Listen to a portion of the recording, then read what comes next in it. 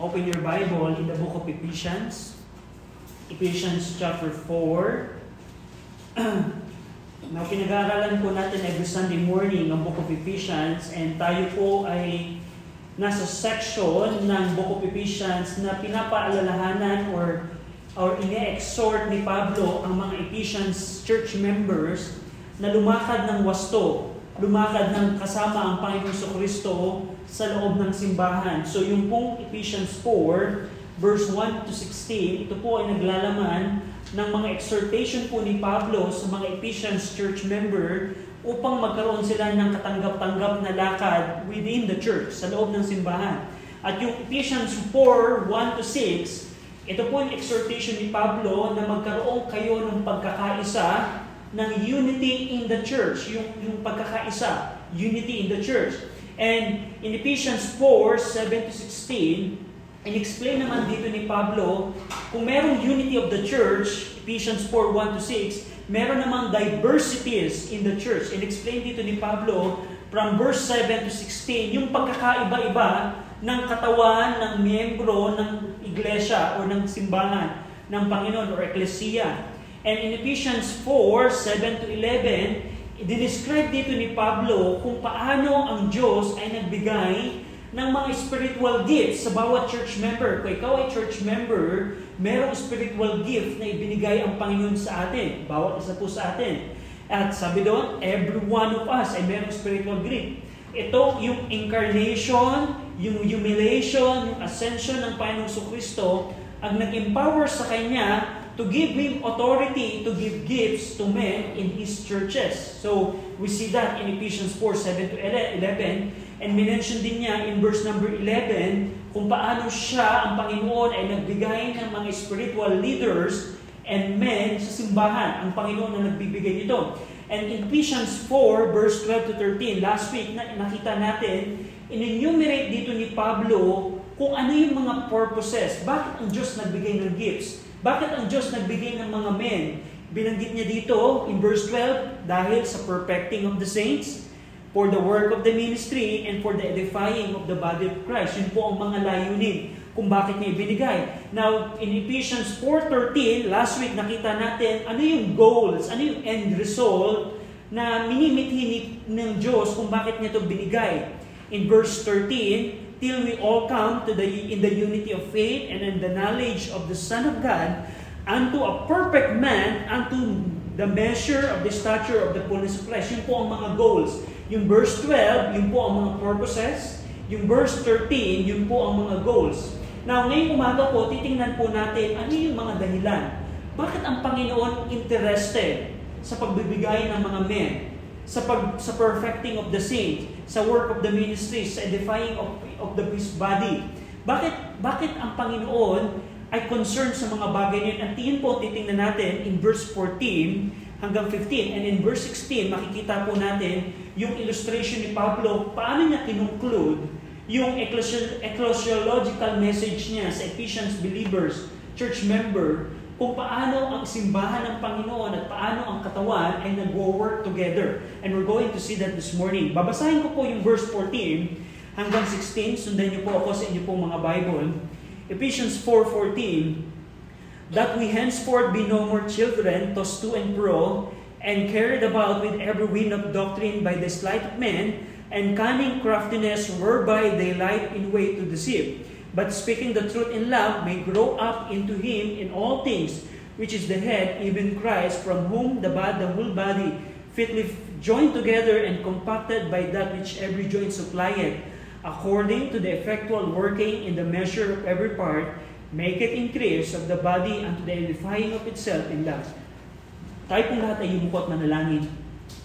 Ama naming Diyos po na makapangyarihan sa lahat, kami Panginoon ay nagpupurit, nagpapasalamat sa inyo na binigyan niyo kami, Ama, ng kalayaan na tunghayan ang inyong pong salita. Salamat, Ama, dahil sa aming pong panahon, meron po kaming kalayaan na buksan ang inyong pong salita. Salamat, Panginoon, sa presensya po ng Banal na Espiritu. Salamat sa Panginoong Jesucristo. We pray, Ama, na tulungan niyo kami sa umagang ito na maunawaan namin po ang Ephesians 4, malaman namin ang interpretation po nito upang sa amin pong mga buhay ay ma-apply namin ang katotohanan ito. Tulungin niyo kami, Ama, na lumakad ng tama, ng katanggap-tanggap bilang church member, Panginoon. We pray sa ngalan po ng aming Panginoong Kristo. Amen. Now, ito pong verse 14 and 15, nakita natin, ito po yung mga dahilan. Nakita natin ang Diyos ay nagbibigay ng gift sa bawat miyembro. Hindi lamang yan ang binigay ng Panginoon, nagbigay din siya ng mga men. Alam natin, yung apostle, elders, and evangelists, nagsis na po yun. And yung pong pastors, last teacher, yun po ang meron po tayo ngayon. Na binigay ng Diyos yun sa layunin, sa kadahilanan ng perfecting of the saints. Ibig sabihin, para sa kasakdalan ng bawat mananampalataya sa trabaho ng ministeryo, for the work of the ministry, and for the edifying of the body of Christ, sa pagkaka-build up ng katawan ng Panginoong Kristo, referring to the church. And in verse 13, nakita natin to last week yung goal kung bakit ginawa ng Panginoon ito. Now in verse 14 and 15, bakit kailangan, ano yung mga reasons kung bakit ginagawa ito ng Panginoon? Verse 13, makikita natin and explain dito ni verse 14 rather, Paul explained the reasons why the church members need to come into the unity of faith and of the knowledge of the Son of God. Hindi ba kayo nag-isip, nagtanong, bakit kaya gusto ng Panginoon na ang bawat church member, ang simbahan ng Panginoon, ay merong pagkakaisa?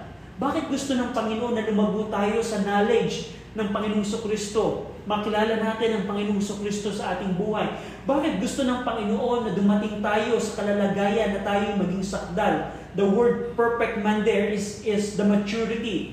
Na Christian maturity na nakabase kung katulad ka ng Panginoong Kristo. Bakit gusto ng Panginoon? Kasi in verse 14 and 15, ito po ang problema. Sinabi ni Paul that we henceforth be no more children. Unang dahilan dito is dahil tayo po, ang isang Kristiyano po na bagong ligtas, bagong bautismo, at bagong member ng simbahan, hindi po yan mature kaagad. Tayo po, ang Kristiyano po ay hindi ilang beses na rin tulad sa isang bata. At tayo po, kung ikaw ay Kristiyano, hindi nais ng Panginoon na manatili kang bata. Imagine niyo kung si Jackie Beth ay maging 16-year-old na, pero hindi siya lumalaki. Meron pong problema doon.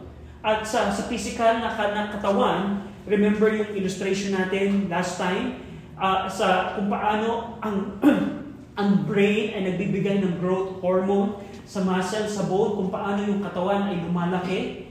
At the age of 21, average, ang men or lalaki o babae, tumitigil na sa kanilang pagtangkad o pag-grow.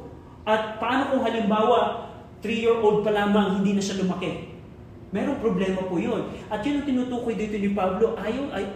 Kaya ang Panginoon, ninanais niya through the work of the pastor or teacher, through the giving of gifts, nais ng Panginoon na ang bawat church member ay iwanan yung spiritual childhood. Lahat po ng church member ninanais ng Panginoon na iwanan natin yung pagiging batang Kristiyano. Yung anong ibig sabihin, kung siguro tanong natin this morning, Brother RJ, ano ba yung ibig sabihin ng spiritual child o yung batang Kristiyano? In-explain siya dito ni Pablo. Ang isang spiritual child ay hinalintulad niya sa isang barko na napakalaki, pero toss to and fro. Kung ang hangin, ang agos ng tubig ay pakanluran, ang barko na hindi nakaangkla ay pupunta sa kanluran. Kung ang hangin, ang agos ng tubig ay pasilangan, kung ang barko ay hindi nakaangkla, papunta din doon yung barko na yun. Yun po ang isang klase ng isang spiritual child.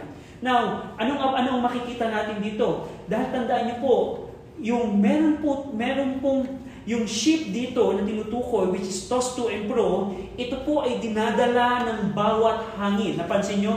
Tossed to and fro, carried about with every wind. Now, yung every wind po dito, hinalintulad po ni Pablo dito, yung mga false doctrine sa mga matitinding hangin.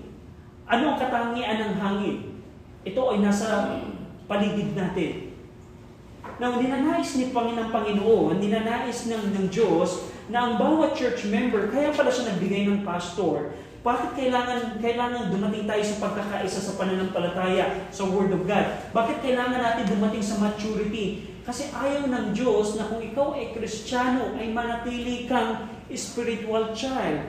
Na kung ikaw ay 1-year-old na Kristiyano, kailangan maging spiritual child ka. Pero kung ikaw ay 10 years na, 20 years na, o 30 years na ikaw ay spiritual child pa rin, meron pong problema. Ano yung spiritual child? Para siyang barko na hindi nakaangkla, kapag yung hangin ay pakanluran, doon din siya pupunta. At yung wind na tinutukoy dito ni Pablo, ito po yung wind of false doctrine. Alam niyo po ba, sa ating panahon, katulad ng hangin, ang false doctrines are everywhere. Manood ka lang sa YouTube, mga Facebook group ng mga churches sa Facebook, there are a lot of false doctrine. At ang isang katangian ng spiritual child, hindi niya kayang protektahan yung kanyang sarili. Pag napakinggan niya na, oo nga, maganda nga yung CCM. Kapag may CCM na kami, may invite ko na yung classmate ko, kasi yung classmate ko, gitarista yun. Oo nga, maganda yung puro preaching, ay puro pag-ibig, puro pagmamahal, doon na lang sa church na gano'n. Ganon ang spiritual child. Na kung ang hangin ay pakanluran, doon din siya pupunta. Kapag yung doctrine ay paksusilangan, gano'n din siya pupunta. At ayaw ng Panginoon na manatili tayong gano'n. Kailangan nating iwanan, to abandon, sabi doon, that we henceforth be no more. That's abandonment. Iwanan natin yung pagiging batang Kristiyano.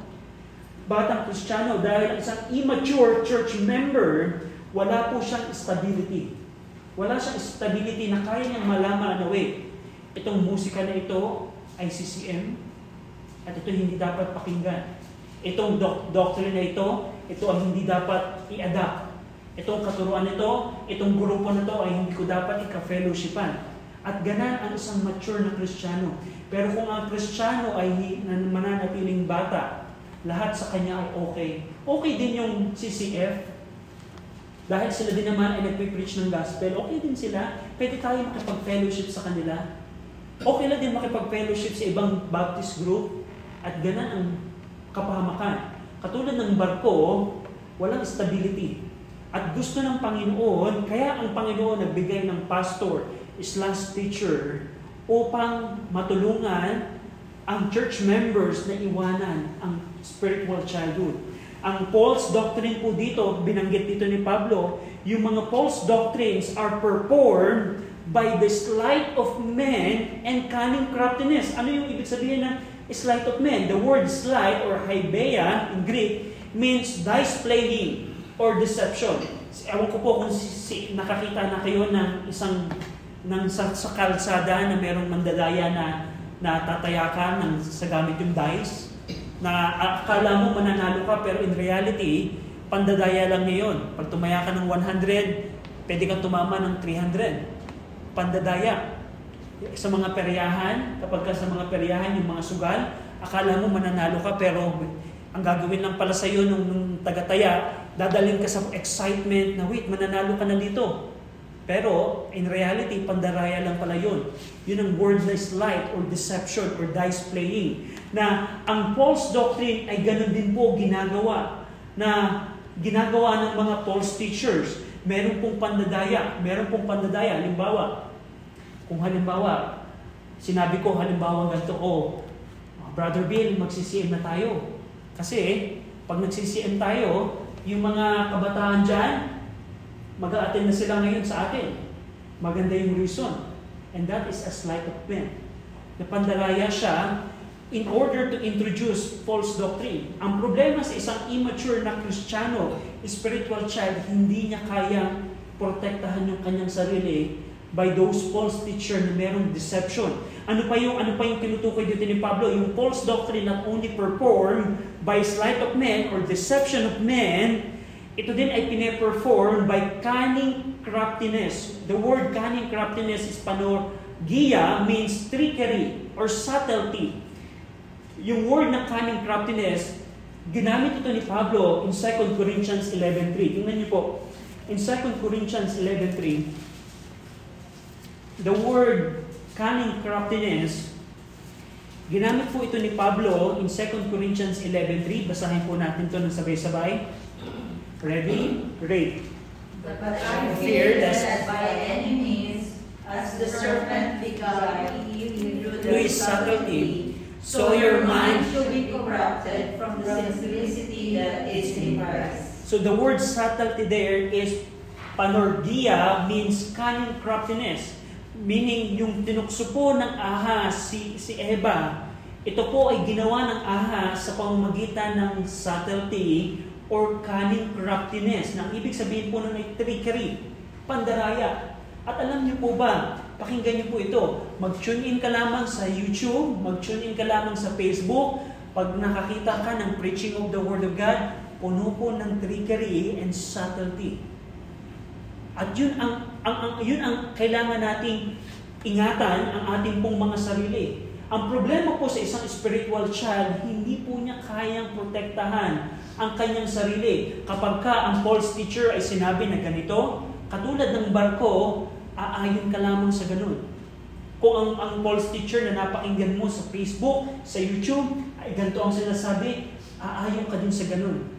So, dito, pinakita dito, one of the reasons kung bakit binigyan ng Diyos ng pastor / teacher ang church at Ephesus ay upang ang bawat church member ay i-abandon. I-abandon yung spiritual childhood. Now, tandaan niyo po, ang mga false teacher po, katulad ng binanggit in verse 14, sila po ay nagsisinungaling in way. The false teachers lie in way to deceive. Anong ibig sabihin po nito? Yung mga false teacher po, meron po silang methodological approach, yung kanilang pag-approach, yung they lie in way to deceive, yung kanilang pandaraya ay meron pong pagpaplano. Na upang ang mga immature church member ay malihis ng landas sa katotohanan. I remember, na-meet ko po yung isang Hyper Grace members sa Batangas na ang ganda ng kanilang program, in-invite pa nga ako nung nalaman kong yung person na yon ay associated sa Hyper Grace. Ano yung Hyper Grace, Brother RJ? Yung Hyper Grace po, ito po yung grupo ng mga churches in Batangas, in Baguio, in Laguna. Nang ang problem nila, hindi sila naniniwala sa repentance. Pangalawa, 13 books of the Bible lang yung kanilang inaaral. Yung mga sulat lamang ni Pablo. Wala din silang water baptism. Wala din silang church membership. At yun ang kanilang turo. At yung Hyper Grace na ito, there are many.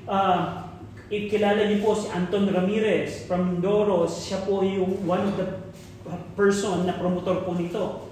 Pero kung titingnan nyo, one time I tuned in sa kanilang teaching kung paano ginagamit nila ang Word of God. King James din sila, by the way. They use King James. At kung ikaw ay immature na Christian, masasabi mo, ay oo nga, tunay nga yung kanilang explanation.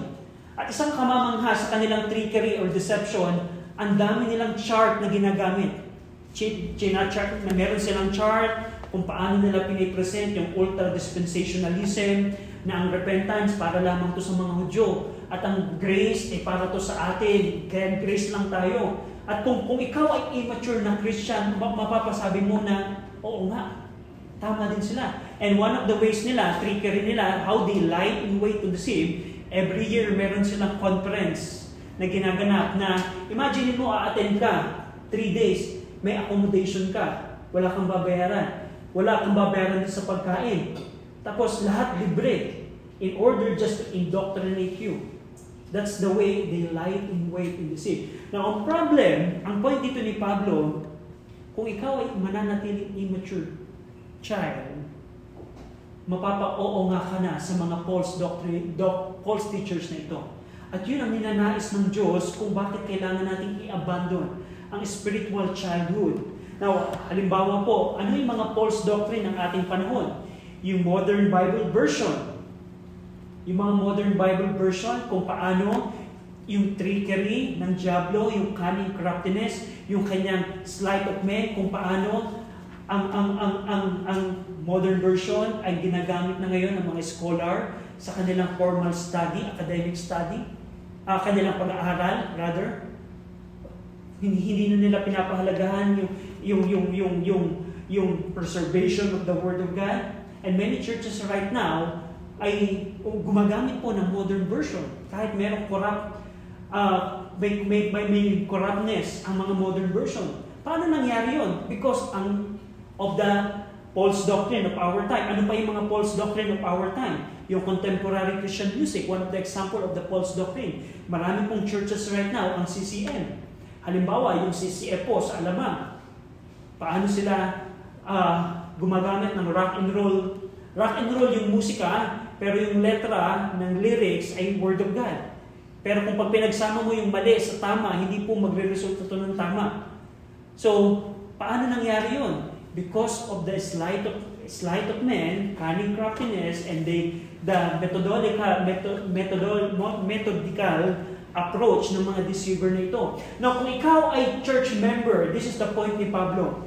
Kung ikaw ay church member, kailangan mo maging tapat sa simbahan kung saan nagbigay ang Diyos ng pastor/teacher upang sa loob ng simbahan ma-abandon mo ang spiritual childhood na nakuha niyo po. Tingnan niyo po ang Hebrews chapter 5. Hebrews chapter 5. Na isang problema po sa isang spiritual na bata. I'm not talking about Jochebed. I'm talking about matagal ka ng Kristiyano, pero ikaw ay mananatiling bata. Ito po ang problema. Tingnan niyo po ang Hebrews 5, verse number 12 to 14. Basahin po natin ng sabay-sabay. Hebrews chapter 5, verse 12 to 14. Ready? Read. For when for the time ye ought to be Teachers, ye have need that one touch you again, which be the first principles of the oracles of God, and are become such as have need of milk, and not of strong meat. For everyone that useth milk is unskillful in the word of righteousness, for he is a babe. But strong meat belongeth to them that are full age, even those who by reason of use of their senses exercise to discern both good and evil. So sinasabi dito ni Pablo sa mga Hudyo na mga nasa Judea, nung mga panahon na dapat nagtuturo na kayo, pero hindi kayo makapagturo, kundi kayo pa uli ang tinuturuan na dapat mga karne na kinakain nyo, repairing sa kanilang spirituality, kailangan nyo pa rin ng gatas. Imagine niyo 21-year-old, halimbawa 21-year-old na bata, hindi pa rin makakain ng karne. Ang gusto pa rin niya ay gatas. Meron pong problema dito. Sabi niya dito ni Pablo, verse 13, yung mga tao, everyone that useth milk is unskillful in the word of righteousness. Yan po ang karakteristik ng isang spiritual child. Batang Kristiyano, hindi ka unskillful sa word of righteousness. Ito po yung the word skillful in the word of righteousness. Yung kakayanan mo sa salita ng Diyos na malaman ang kahulugan nito upang protektahan mo yung sarili mo. Halimbawa, in verse 14, sabi niya dito, yung mga strong meat, ito ay para sa mga full age, mga mature na Kristiyano. Even to those who by reason of use have their senses exercise to discern both good and evil. Isa pong katangian, isang malago at hindi na batang Kristiyano, meron po siyang senses or discernment na malaman niya ang mali sa tama. Now, ang tanong ko po, bilang challenge po sa inyo, kayo ba ay spiritual child? Of course, sagutin niyo po ito sa inyong sarili. Pero ang tanong ko, kaya niyo bang i-discern ang mali sa tama? For example, pagka nag-play ako halimbawa dito ng isang CCM, kaya niyo bang malaman na ang kanta na ito ay CCM? Or ito ay worldly? O ito ay godly music? Kung halimbawa, meron akong verse na ginamit at in-explain ko na mali ang pagkaka-explain ko, kaya niyo bang malaman na mali ang sinasabi ko? O kung halimbawa, meron ako dito Bible version na sinabi ko, iwanan na natin yung King James dahil napaka-boring naman yung King James. Gamitin na natin yung mga modern version. Ito na ginagamit ngayon ng mga scholar. Kaya mo bang ma-discern yung mabuti at masama? Ang problem po sa isang batang Kristiyano, hindi po niya kayang ma-discern to. Para siyang isang barko na walang stability, na kung ang hangin ay pakanluran, pagano'n din po ang barkong ito. Kaya pala ang Panginoon ay nagbigay ng simbahan, dahil sa loob po ng simbahan, dito po tayo natin i-abandon ang spiritual childhood. Lahat po tayo ay dumating sa punto ng spiritual childhood. Kung halimbawa, bago kang Kristiyano, nakita mo, nga Brother RJ, parang ako yun, hindi ko pa alam paano ko iingatan yung aking sarili sa mga false doctrine sa internet, hindi ko ma-distinguish, hindi ko ma-discern. Alam mo, kailangan mong Kristiyano, simbahan. Kailangan mong maging matapat sa simbahan dahil ang disenyo po ng Diyos, ang reason ng Diyos kung bakit siya nagtatag ng simbahan, nagbigay ng spiritual gifts, nagbigay ng men, pastor/teacher, upang iwanan natin yung pagkabata. Upang tayo bilang mga mananampalataya, hindi na tayo madadaya ng mga false teacher. Kahit sila ay merong trickery, subtlety, cunning craftiness, meron pa silang plano, they lie to way to deceive, kaya mong protektahan ang iyong sarili. At yan ang reason kung bakit merong simbahan. Ano pa? Going back in Ephesians 4, now in contrast, kung kailangan natin i-abandon yung spiritual childhood, in contrast, tingnan natin po, Ephesians 4, in verse number 14 pa rin po, verse 15. So verse 14 is the abandonment of the spiritual childhood, and Paul described the characteristic of the false teachers. Verse 15, in contrast of the deceit, in contrast to the deceit of false teachers, the church members should speak the truth in love. Verse 15, but speaking the truth in love may grow up into Him in all things, which is the head, even Christ. Kung ang mga false teachers ay nandadaya, meron silang trickery, meron silang cunning craftiness, meron silang sleight of men, tayo dapat mga church member, in contrast, kailangan nating magsalita ng katotohanan na nakabaon o grounded sa pag-ibig. The church member should speak the truth in love. Now, tandaan niyo po, ang speaking the truth in love is the primary responsibility of the God-given pastor and teachers. Nakita natin kanina in Acts 20, verse 30 to 31, kung paano ang pastor ng church sa Ephesus ay ginawang overseer in order to feed. Bakit kailangang magpakain ang mga elders sa mga tupa? Dahil meron pong mga grievous wolves na nakaabang po sa mga church members ng Ephesus. Ganun din, tingnan niyo po in 2 Timothy chapter 4. Now, yung speaking the truth in love, now, mayroon pong pagkakaiba yung speaking love, pagka ang tema ng preaching po natin ay puro pag-ibig na lamang, puro paano tayo liligaya bilang Kristiyano, paano tayo magiging masagana bilang Kristiyano, that's speaking love, more on positive. Pero hindi po yan ang sinabi ni Pablo, speaking the truth in love. Now, ang bahagi po ng speaking the truth of love is primary responsibility po ito ng God-given pastor/teacher. Tingnan niyo po ang 2 Timothy chapter 4, verse 1 to 4. Basahin po natin. Ready? Read. I charge thee therefore before God and the Lord Jesus Christ, who shall judge the quick and the dead at His appearing in His kingdom. Preach the word, be instant in season, out of season. Reprove, rebuke, exhort with all long-suffering and doctrine.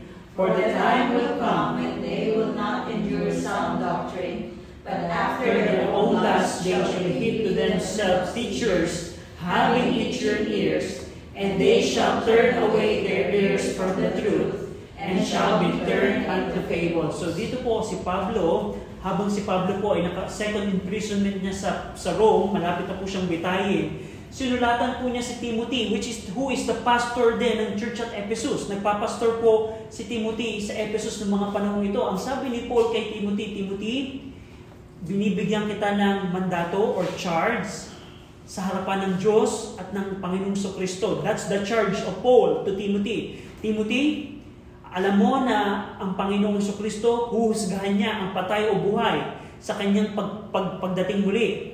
Ang sabi ni Paul dito, preach the word, be instant in season, out of season, reprove, rebuke, exhort, with long suffering and doctrine. Na pag sinabi pong reprove, rebuke, ito yung pagsabi mo ng kasalanan ng tao.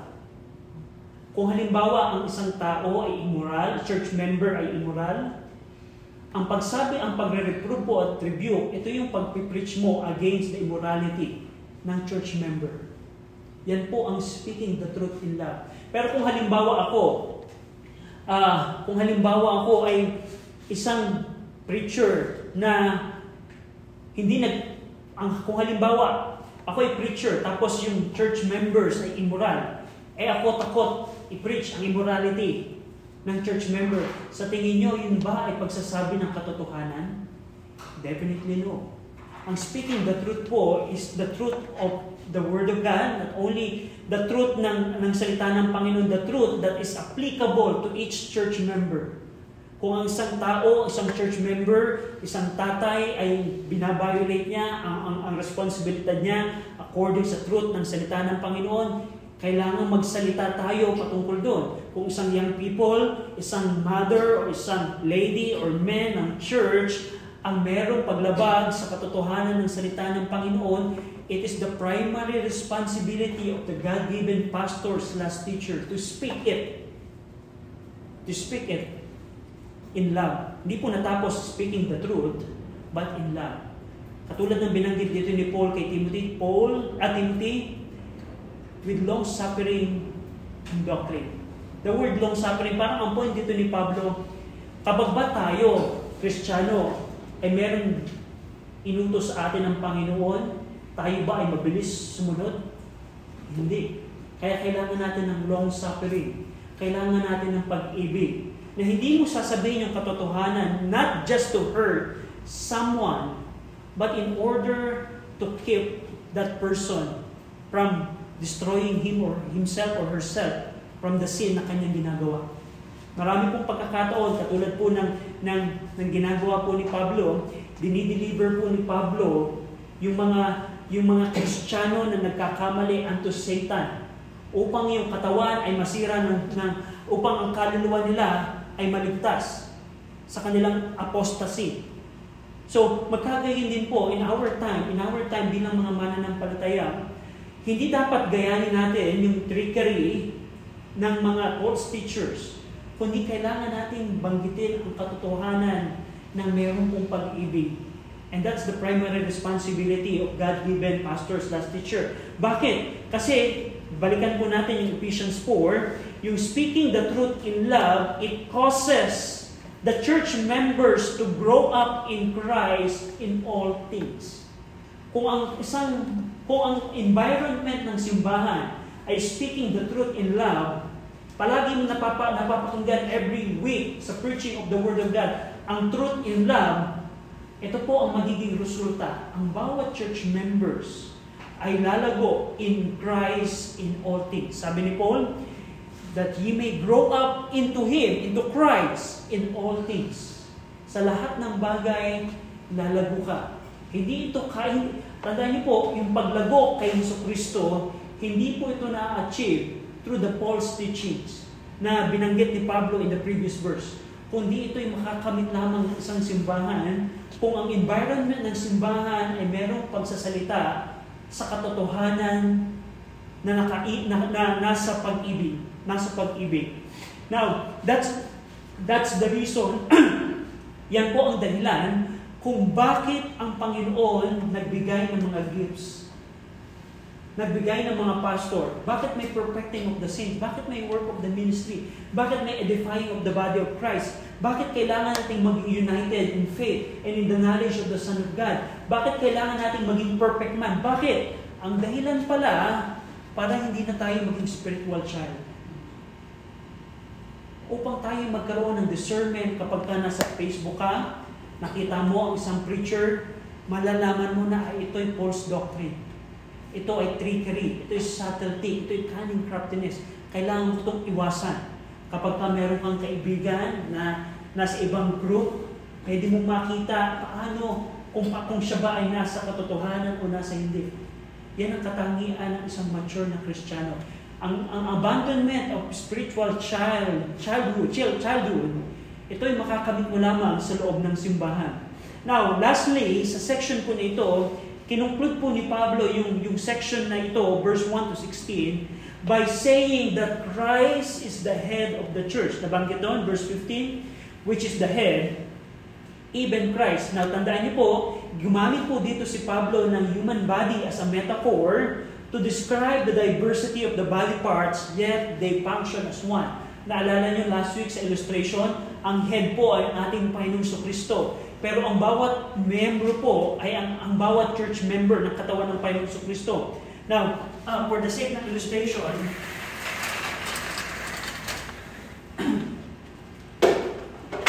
ito po ang disenyo po ng simbahan. Ang Panginoong Kristo po ang head, fully matured.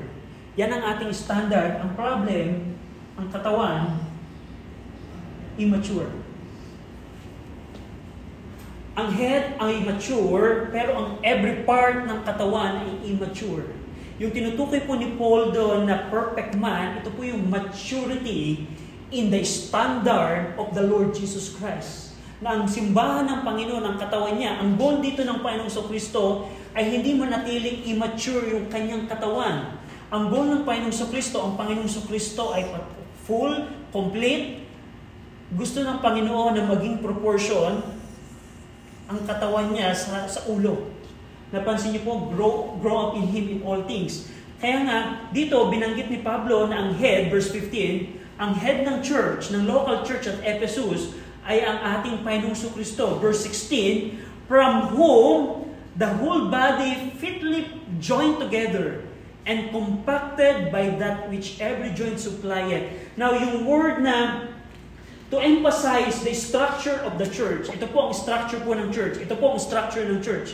Ito po yung end goal na pinag-aralan natin last week na binanggit in verse number 13. Ito po ang structure ng simbahan sa church at Ephesus. And in application, ito din po ang structure ng simbahan po dito sa tuktukan.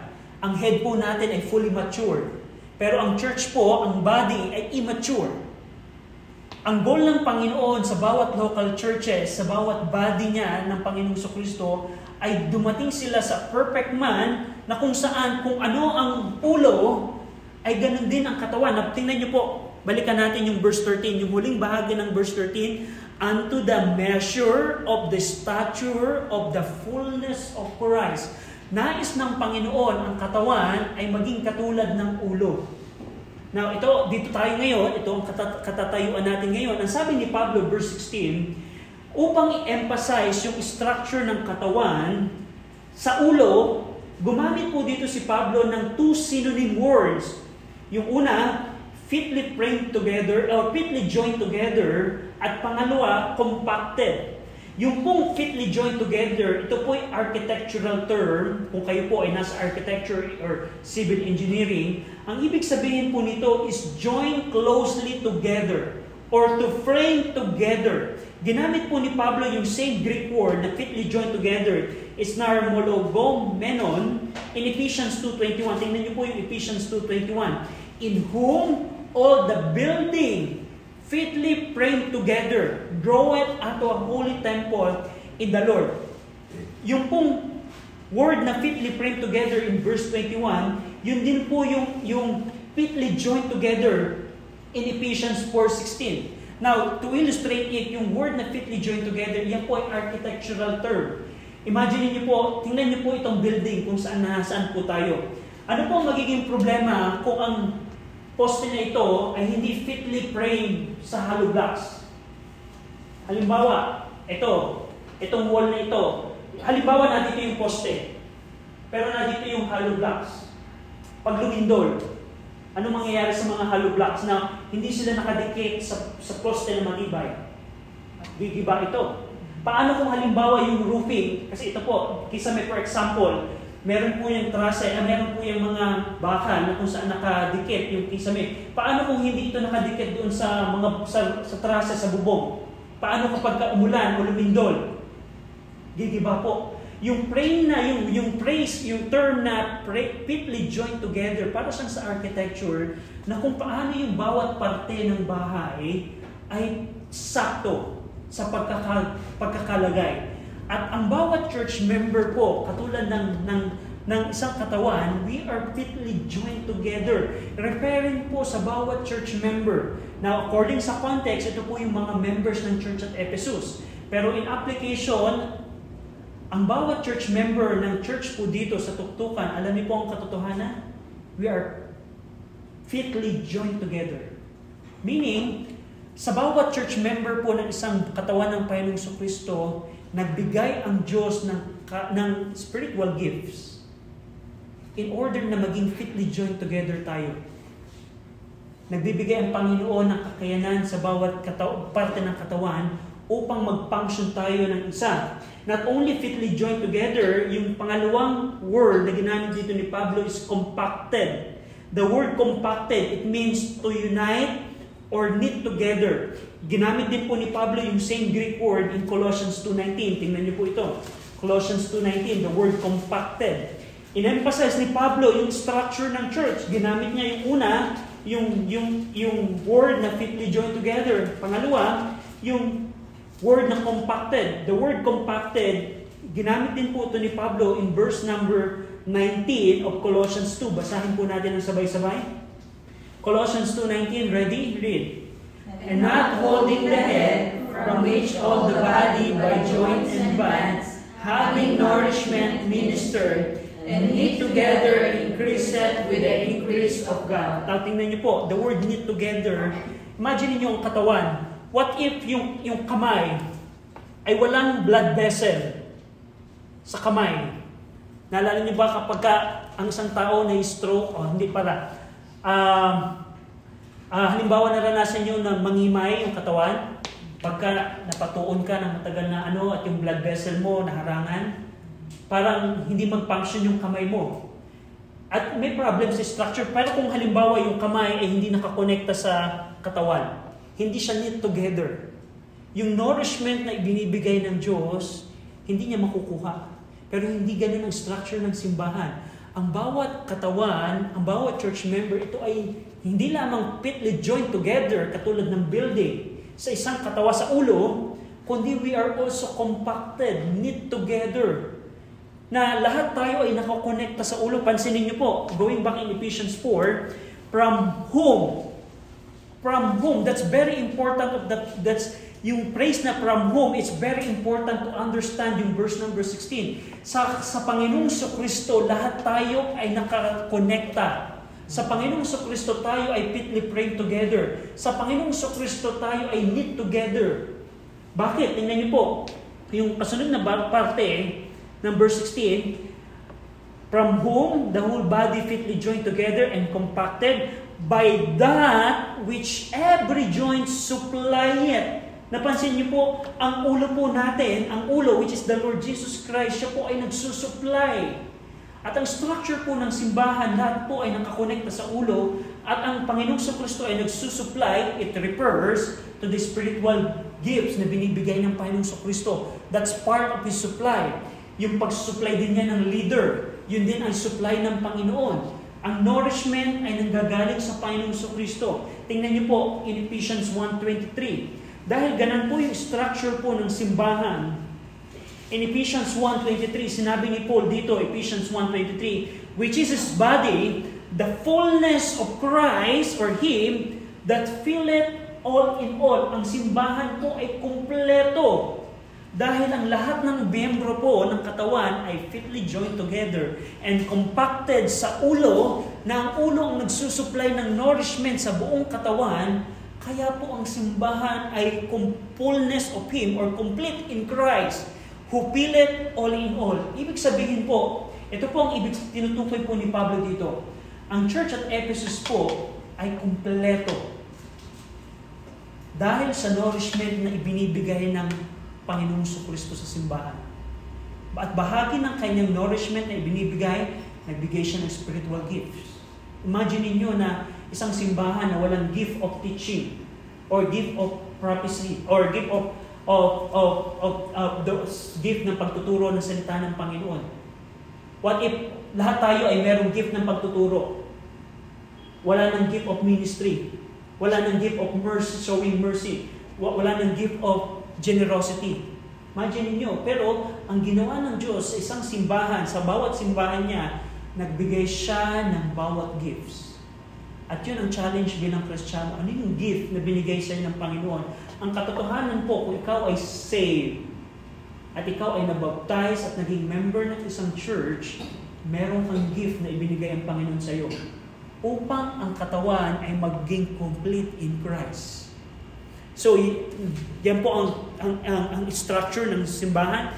Yung pangalawang bahagi po dito, ng verse 16, nakita natin, from Christ, the whole body, referring sa church at Ephesus, fitly joined together and compacted by that which every joint supplieth. Ang Panginoong Kristo ang nagsusupply sa bawat joint, sa bawat part ng katawan. Pansinin niyo po yung kadugsong. According to the effectual working in the measure of every part. As the head supplies nourishment to the body, habang ang ulo ay nagbibigay ng nourishment sa katawan, ang bawat parte po ng katawan ay nagpo-contribute to the effectual working of the body. Ibig sabihin, ikaw church member, habang ikaw ay binibigyan ng supply ng nourishment ng ulo, ikaw church member ay nagpo-contribute sa effectual working of the body according to its individual measure of power. Ibig sabihin, habang halimbawa, binigyan ka ng Panginoon ng gift teaching, ginagamit mo ito sa pagtuturo sa mga bata, ginagamit mo ito sa witnessing, ginagamit mo ito sa pag-preach. Halimbawa, binigyan ka ng Panginoon ng gift of ministry, gift of showing mercy, gift of gift of generosity. At ginagamit mo ito, ang sinasabi ni Pablo, yung buong katawan ay nagko-contribute sa effectual working ng body. Now, anong problema as analogy? Kung halimbawa yung paa ay hindi na nag-operate sa buong katawan, anong magiging sitwasyon ng katawan? Napansin niyo po?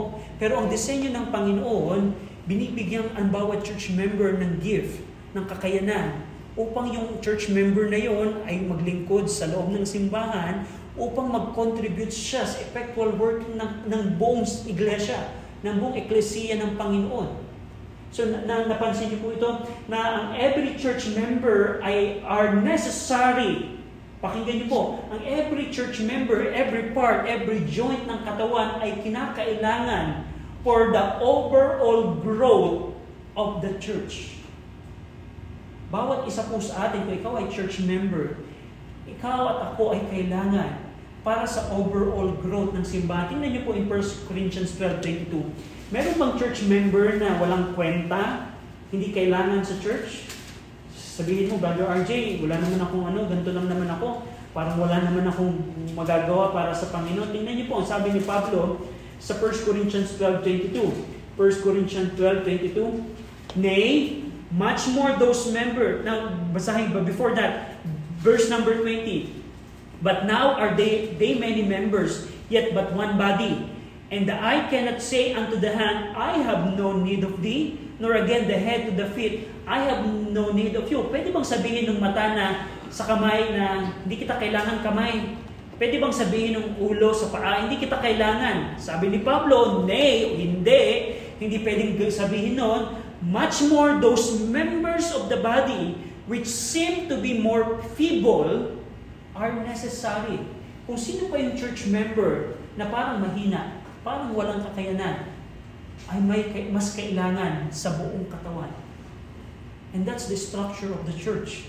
Na ang Panginoon nagbigay ng mga tao at yung mga church member ay binigyan niya ng spiritual gifts, sinusuplayan niya ng nourishment. Not only yung mga church member, nagbigay din siya ng pastors, teachers doon sa katawan upang sama-sama ang buong katawan ay dumating sa ganitong kalalagayan unto the stature of the measure of Christ. Pero ang problema, what if yung isang paa ay nagsabing, hindi ako join dyan? Ano magiging pwede bang lumago yung the rest of the body na may iwan yung paa? Very impossible. So dito, pinapakita dito ni Pablo na kung ikaw ay church member, ang focus po dito ni Pablo, kung ikaw ay church member, ikaw ay kailangan sa overall growth ng simbahan. The increase of, tingnan niyo po yung huling bahagi ng verse 16, to the effectual working in the measure of every part, bawat church member ay merong kakayanang binigay ng Diyos sa kanya, make it increase of the body unto the edifying of itself in love. Yung pong paglago, pag-increase ng katawan, ito po ay nagli-lead to the edifying of the body in love. The word increase or growth, or edifying rather, the word edifying or kodomen, ito po yung architectural term na ang ibig sabihin ay to build up. Halimbawa, itong bahay na isang bahay na hindi pa tapos, nalagyan lang ng pundasyon, nalagyan lang ng poste pero wala pang bubong, wala pang partition, wala pang pintura, and etc. Kailangan mo pa siyang i-edify. Kailangan mo pa siyang i-build up. At yan ang edifying dito. Parang isang katawan, hindi pa tayo ganito. Hindi pa tayo ganito, kaya kailangan natin ng edification or building up. At yung increase and growth of the body na nakadepende sa bawat church member na binigyan ng Diyos ng individual gifts, ang kinakailangan upang from this to this. The self-edification in love. Ang pag-ibig, ang foundasyon, ang ground kung saan tayo lalago. So ito yung structure ng church. Nakakamangha na itong Ephesians 4 verse 1 to 16, through divine inspiration pinakita ni Pablo kung ano ang structure ng church. Napakasimple po ng structure ng church. Ano yung reason? Ano yung reason kung bakit may church? From this to this. Dati kang spiritual child, hindi mo alam yung mga false doctrine pala ay ina-adapt mo na para kang bangka o barko na toss to and fro. Pero kung ikaw ay nasa church at yung church ay lumalago, i-abandon mo yung spiritual childhood. Dati, wala kayong pagkakaisa sa pananampalataya. Kailangan natin makamit yung unity of faith, unity of the knowledge of the Son of God. From this to this. So yun ang layunin ng Panginoon sa simbahan. Na kaya pala merong pagkakaiba yung simbahan is dahil sa layunin ng Panginoon dito. Now, bilang application po ng ating mensahe, a biblical church is what a Christian needs for his or her furnishing, growth, and protection. Kung ikaw ay Kristiyano, nakita mo, walang masama po na aminin, Brother RJ, parang akong spiritual child kasi hindi ko pa malaman, maprotektahan ng aking sarili against false doctrine. Alam mo, ang kailangan mo Kristiyano, kailangan mo ng simbahan. Dahil sa loob ng simbahan, kalalago upang i-abandon yan. At napakalaga po ang biblical church. A believer, unang makita natin dito, kung ikaw ay mananampalataya, layunin ng Diyos na maging bahagi ka ng local church. Pangalawa, ang believer din po ay kailangan maging tapat sa simbahan. Kaya po may mga church member na naiiwan sa paglago. May mga church member na parang pilay. Ang kabubuan ng simbahan ay parang pilay ay dahil may mga church member na hindi po faithful.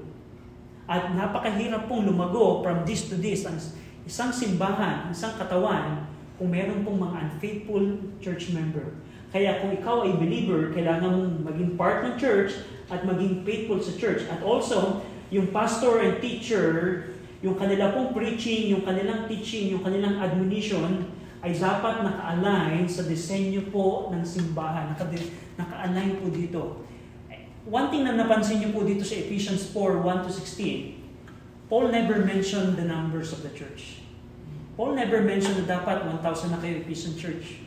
100 church members lang kayo, Ephesian church, hindi kayo lalago. No, hindi. Never nyo makita dito na si Pablo ay concerned kung maliit ba o malaki. Whether maliit or malaki, ang simbahan po ay kumpleto dahil ang Panginoong Kristo po ang nagsusupply. At ang problema po in our time, not all churches today ay meron pong furnishing, meron pong growth and protection going on. You can sit sa isang church na hindi ka lalago. Malalaman mo probably yung mga stories, mga do's and don'ts in order to grow numerically. Pero in the quality of the church member, there's no furnishing happening. And a church member should know, bilang church member, now siguro Brother RJ nakita ko na church member na ako, anong kailangan kong gawin? bilang church member, kailangan mo makita ano yung spiritual gift na binigay sa iyo ng Panginoon. Dahil nakita natin in verse 7, every one of us is given. Bawat isa po sa atin ay binigyan ng Diyos ng spiritual gift para magamit mo sa overall growth ng katawan. Kailangan mo, Kristiyano, makita anong spiritual gift mo upang makakontribute ka sa overall growth. Tayo po lahat ay manalangin. Ama namin Diyos, salamat po sa inyong pong salita na aming napag-aralan. Salamat, Panginoon, sa disenyo po ng inyong pong simbahan na ang Panginoong Kristo po ang aming ulo. Siya nagsusupply ng nourishment ng bawat joint, ng bawat part upang kami, Panginoon, through the gifts na binigay niyo sa amin, ay lumago kami bilang mga mananampalataya. Salamat din, Panginoon, sa God-given pastor/teacher na inyo pong ibinibigay sa mga simbahan. At as I pray, Panginoon, na kayong patuloy na magpala, Panginoon, ng inyong pong salita sa bawat mga mananampalataya. Pinupuri namin kayo. In Jesus' name we pray. Amen. Salamat po. We are dismissed.